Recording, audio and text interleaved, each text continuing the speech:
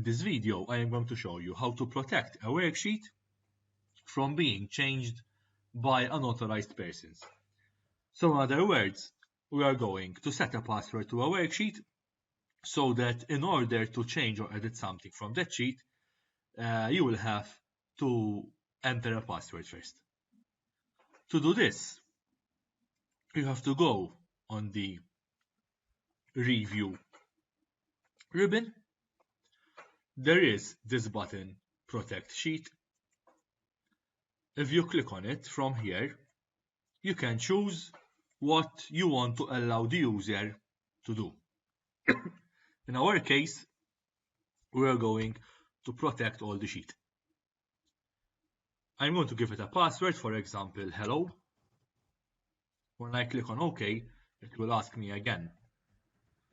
Re-enter the password. And now the sheet is protected.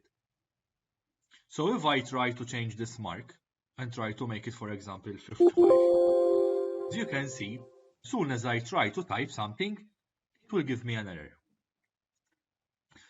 In order to unprotect the sheet, so in order to enter the password so that you can edit the marks, you can again go on the Review tab, click on Unprotect Sheet, and enter the password. In our case, it was hello.